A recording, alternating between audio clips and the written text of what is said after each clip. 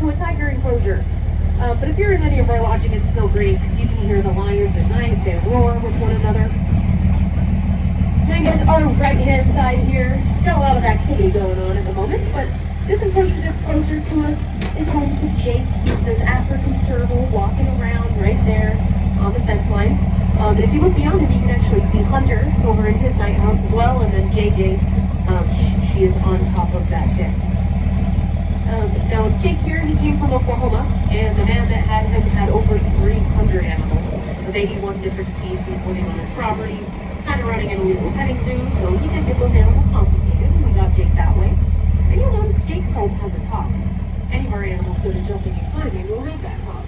So the servals, the bobcats, the cougars, the leopard, the jaguar, all have a top. But we will scooch on up here. And you guys can see that the tiger and lion enclosures do not have a top. Those guys are not strong vertical climbers. Now over here on the left-hand side, this is Joey. Despite the name, Joey is a female tiger. Now if you look beyond her over to that night house area, that's the area we lock the animals up anytime we are going inside enclosures. As we are 100% hands off, we will never be in there at the same time with them. So they go in there, at those times, they will also keep it safe. We were going to go ahead and scooch on down here, but her and Oki did not share the grass. They didn't come to us that way. We only ever housed two animals this line together, came from Tiger more, King. if that's how they came. If that's what they're used to, that's one thing, but hardly ever introduced one to one another. So her and Oki had to be on alternate access to the grass. Now we're going to go ahead and keep this back in 2002 because a guy from Portland, Arkansas, he had 60 days. But she also came from Colorado. I told you guys you'd be hearing it a lot. As well as if it's just for their own comfort. They clearly will display signs on the awning. That's own territory. And so anytime they do, we're going to respect that. We're going to go ahead and move on up to this next one, a lion. And she comes to us from a facility in Indiana. Toys they play with, see the scratch marks on them. As well. As we continue, this little, you will notice her nameplate says Shakira, but none of us call her that. White We tiger. all call her Mama. Some call her Mama Shakira. I just call her Mama. And the reason we do is because we have 6 different kids. Now, her and those kids came from Colorado, which was a roadside zoo, but they also had a cub petting operation and a breeding operation. You guys, cub petting is exactly what it sounds like. People can pay money to play and hold and pet baby tigers or other baby exotic animals, which sounds innocent enough on the outside. Cub petting will help. Dang. That's a life of cubs. And the amount of time she shouldn't have. Well, literally. They get taken away so early, they aren't getting the nutrients they need. They also need 20 plus hours of sleep a day that they're not going to get. Metabolic bone disease. This happens because of a lack of calcium. So those bones are naturally very weak and brittle. And what ends up happening, those cubs, they hit 3 to 4 months. They are no longer able to be held or played. I really encourage that research on an international level. And to help you guys with research, at least when visiting a sanctuary, I have these true sanctuary checklists. Anywhere can pose as a sanctuary. That's the unfortunate thing. A lot of the places that we've been various. And they hold zoos to a high standard. So those are just a couple things to look out for when you're visiting somewhere new. And I'll pass these out to anyone who wants one after. There she comes in. Ooh, it's cute. And guys, way out there to the left, you'll see that fencing through those trees. And that is Refuge.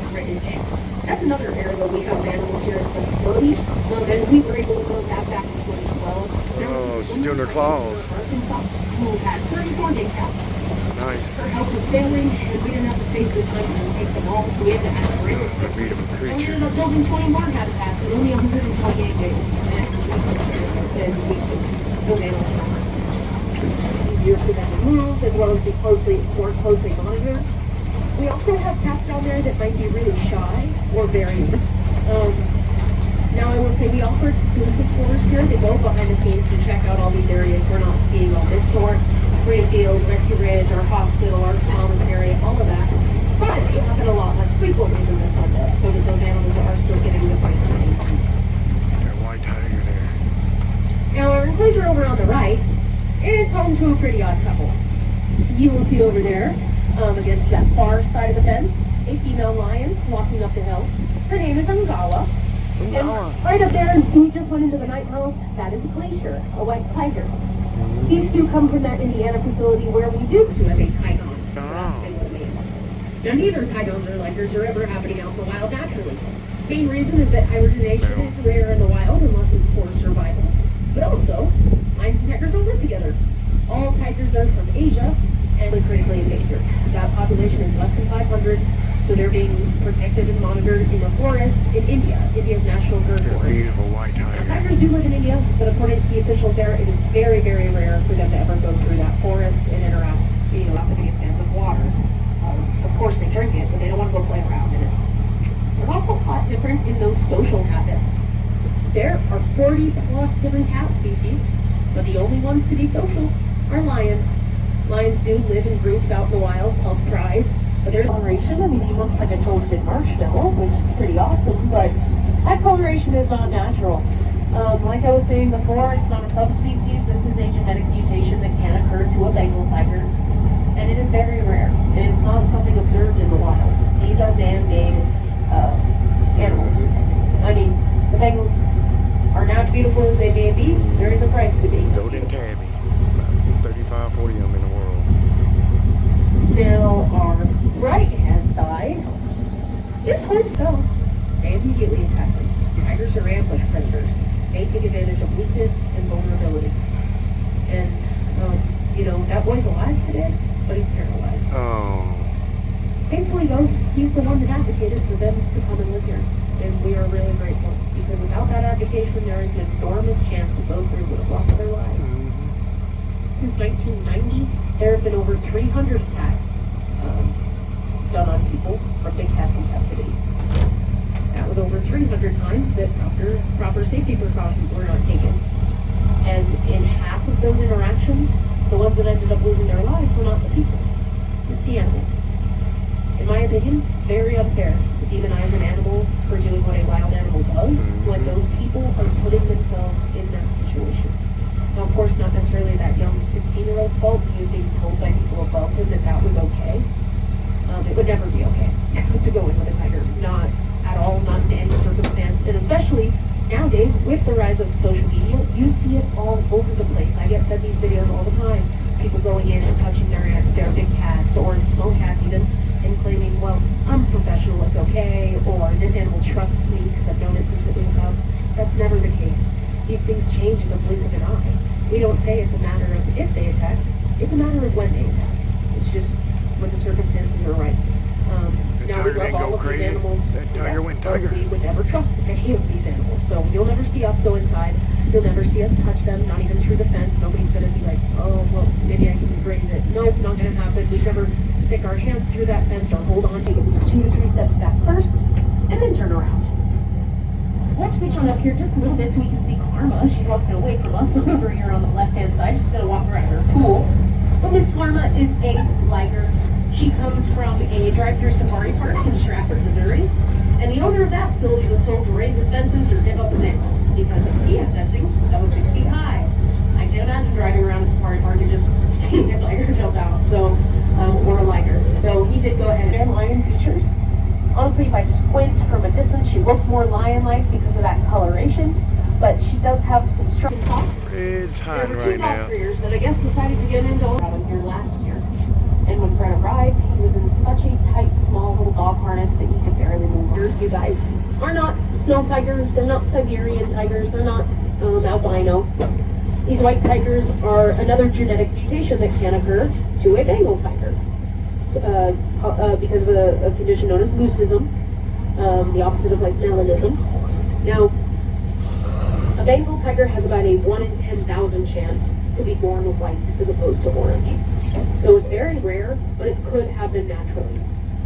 Now, the last white tiger seen out in the wild naturally was in 1958. One has not been observed since then. And that's just sadly because those tiger numbers have dwindled so much in the wild. Guys, in the past century, tiger numbers have decreased by 96%. There are now less than 5,000 tigers left in the wild. Wow, that's a shame. That is pretty dang sad when you think about the fact that here in the United States alone, they estimate 7,000 to 10,000 tigers in captivity. There are far more tigers existing in Japan. was pretty difficult telling them apart. They do look very similar. But yes, there's a real difference between orange or green. Small and weak, they're going to be vulnerable to other predators that see them. Now, all the white tigers that we are seeing in captivity, they can all attend the same family reunion. All the ones, the list goes on and on, unfortunately. So, you know, while they may be beautiful, they asked if we can help Tiger get Kings, cats out of Tiger Kings tigers. And we, of course, said yes, but there were 60 losses on their elbows, and that's for being forced to talking sounds. Kind of sounds like, or, now I'm not a tiger, that's not perfect, don't quote me on that, but it would sound similar enough, you know what I'm talking about. They'll approach another tiger, they'll make that little sound, and they'll do a head nod as they do it. And that's their greeting to one another. We'll keep moving up here. This is home to Cairo and Samira. Samira's up in her icons, you guys. These are her last ones on that alternating ancestor. There was hopes that these two could be reintroduced to one another. I do believe a long while back with Tiger King, they were living together. But here at our facility, we have not had them together. But they are pretty chill with each other between the fence. So it would be nice to see them reintroduced to one another one day. But jury's still out on that one. But Samira, she's a female lion. Cairo there is a liger. He is another one of our second generation hybrids. And these can get slightly confusing, but we talked about ligers and tigons. Male ligers and tigons are sterile. You would never be able to have a liger and a liger have a baby, or a liger and a tigon. But female hybrids, they can reproduce about 50% of the time. Those breeders learned you can take a female liger or tigon, breed it back to a liger or tiger, and create second generation hybrids like ligers, tigons, and white tigons. Jeez. You know, with Cairo being a liger, dad was a lion, mom was a liger, so he's basically 3 parts lion, 1 part tiger. Mm-hmm. It gives him a really unique look, of course. You can see it there on display. He is a goofy looking guy. He's got that mane, his little mini mane. We actually call that a reverse mullet because it's long in the front and it is short in the back. If you've seen a full-on male lion, a full-blooded male lion, they're going to have a big old mane usually. It goes down their backs, their sides, and bellies, and darker than the other fur on their body. But because he's only 3/4, his just goes right around his neck, and it's the same color. You might also notice you can kind of see him from back here. He's got spots all over his body. Those spots come from his lion side. Lion cubs are actually born covered in spots. That's camouflaged. It keeps them hidden in tall grass. As the lion matures, they stick out of the grass. So they have lost those, or they tend to lose those spots as they grow up. But for some reason, many of our hybrids, they keep the spots around. So he has still got them all over his body. But he is very unique looking, one of our most unique animals here. But we are going to go ahead and scooch on up to our last hatches as well because of the way that they're made. Tigons are generally smaller and weaker than they would normally be. They don't get a chance, many don't get a chance to live past infancy. But ligers, they're going to suffer the opposite. And they grow and grow and grow until their bodies can't keep up with those organs anymore. Or the opposite. Their organs can't keep up There's with 2 of them, bodies. yes. This enclosure here is home to 3 tigers. This boy walking around right in front of us, that is Jinx. His mother Dodge is in the doorway up top, and he's going to spray his sister, of course. So his sister is the one laying on the bench, that is Rosie. Rosie, Dodge, and Jinx, they technically come from Tiger King. I will say technically though, as it wasn't them that was rescued, it was their mom. She just showed up here pregnant. 12 days after getting here, she gave birth to these 3. And we were very excited because as a non-breeding facility, we don't get cubs very often. That excitement though was quickly shrouded in worry. These 3 could not get their backpacks underneath them. It was one of the first cases of confidence in tigers. Our vet did not have much to go off of, but she had to do a lot of research, on humans especially, and kind of go off of that and develop a physical therapy plan for these guys. We ended up bringing them down to our vet hospital twice a day while they were cubs. And we would do more water massages. We would have one person hold down a cub so that the other person could go and start moving those back legs, get them used to the movement, stretching them out. We would also help them learn to walk. We would pick them up and physically move their back legs for them and help them walk to get them used to that movement. And if we weren't actively working with them, they'd get little splints put on to keep them in place.